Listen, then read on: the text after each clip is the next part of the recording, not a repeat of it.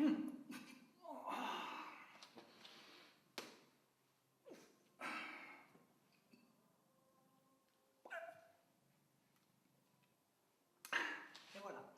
qui m'a très vite intéressé dans la magie, parce que j'étais timide, c'est que la magie permet de séduire. C'est comme tous les artistes sont des exhibitionnistes qui montent sur scène pour se faire aimer. Mais la magie a ceci de particulier, c'est qu'on monte sur scène pour se faire aimer en essayant de faire croire qu'on est Dieu. Et en essayant de faire douter les gens.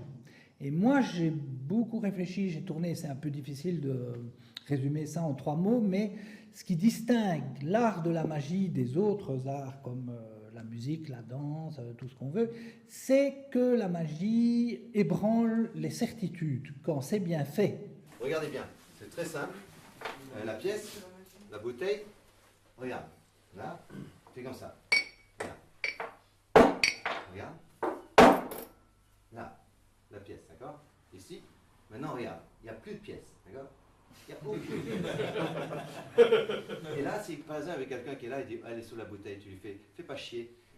Il dit, regarde. Le bruit est différent, hein?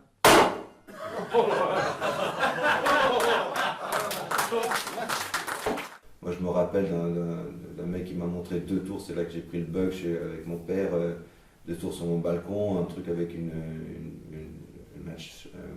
allumette qui se baladait, et puis une pièce qui disparaît dans la manche. Je me suis toujours rappelé, même maintenant je le vois encore à la table, donc j'ai un même relevé vite de ce moment-là. Donc tu te rappelles des petits moments comme ça, tu vois, je me rappelle du premier magicien sur scène avec ses cartes, c'est un tour tout pourri, mais je me rappelle encore. Ça m'avait choqué, je dis voilà. Donc les enfants adorent. Les enfants se rappelleront tout le temps. Vas-y, est-ce que tu peux souffler aussi? Est-ce que vous l'avez entendu? Oui, je sais. J'ai du vent dans mes membres.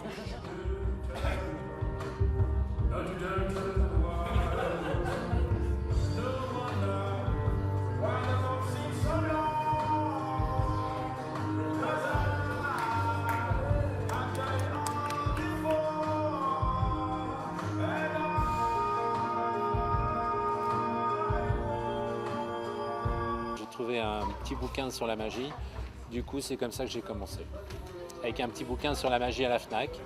Et à la fin du bouquin, il y avait l'adresse d'une des plus vieilles boutiques de magie de Paris.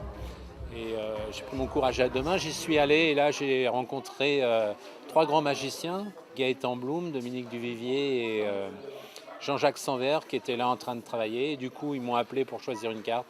Je suis resté à peu près 1h30 avec eux et je suis reparti avec la tête dans les étoiles. Voilà. Pour manipuler les perles, il faut les mouiller, car sinon elles glissent. Alors ça donnait quelque chose comme ça. Il les comptait. Alors, 1, 2,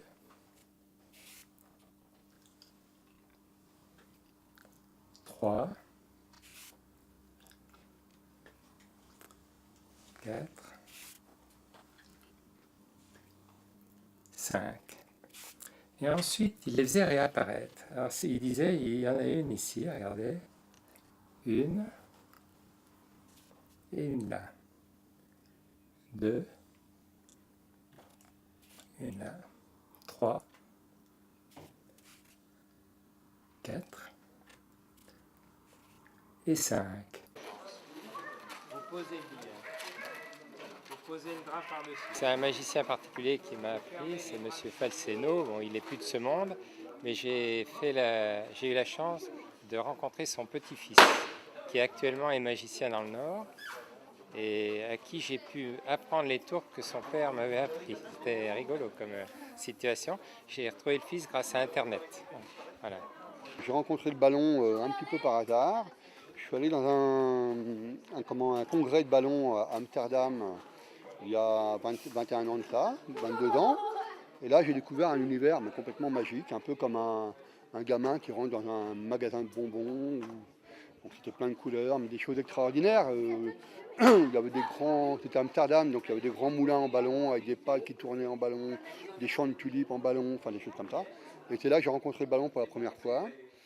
avec un grand magicien du ballon, c'est le ballon de décoration et le ballon d'animation de spectacle. Il y avait un grand magicien qui s'appelait, enfin un magicien du ballon qui s'appelait Marvin Hardy, qui s'appelle toujours Marvin Hardy. Et c'est à travers lui que j'ai rencontré le feeling. Là, des fois, hein. Là, je ne m'en occupe pas, alors je ne sais pas ce qui se passe derrière, mais...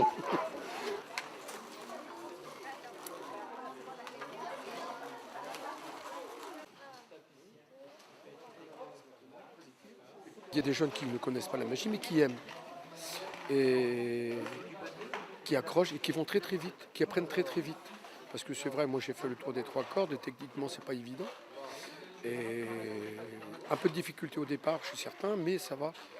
Ils rentrent dedans et ça me faisait un petit peu sourire parce que avant la pause, on a eu du mal à les arrêter puisqu'ils étaient toujours avec les cordes et ils n'arrêtent pas de jouer avec, quoi. Au niveau du matériel, c'est bien de toucher aussi le matériel.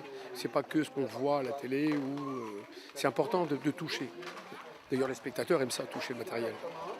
J'ai appris à faire des animaux avec des ballons. J'ai appris à faire des tours de magie avec des cordes, avec des cartes aussi, et des fils un fil avec une bague aussi. Alors vas-y. Moi je suis arrivé à la magie pratiquement quand je suis né, puisque mon père était magicien. Donc jusqu'à l'âge de 8 ans, il coupait ma mère en deux à tous mes anniversaires.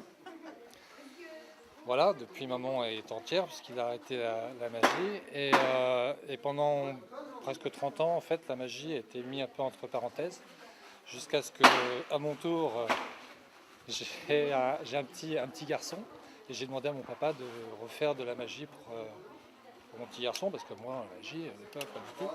Et quand mon père a rangé son matériel après avoir fait un spectacle pour l'anniversaire, il a dit c'est quand même dommage, tout ça ne resservira jamais.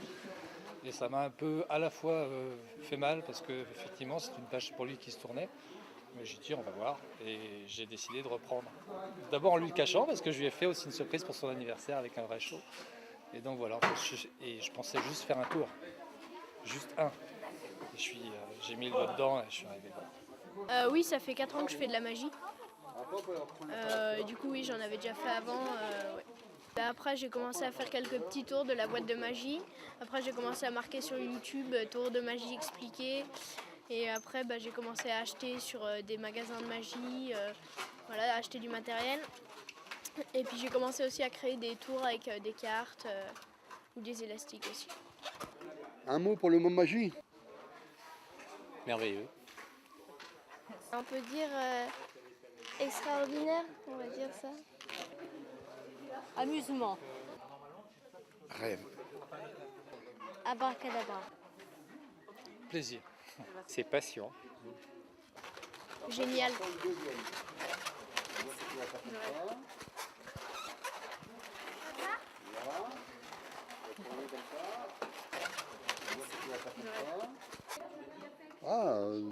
Magie. non, j'ai pas de... magie, c'est émerveillement, c'est bonheur, c'est plaisir. Tu vas aller retrouver alors.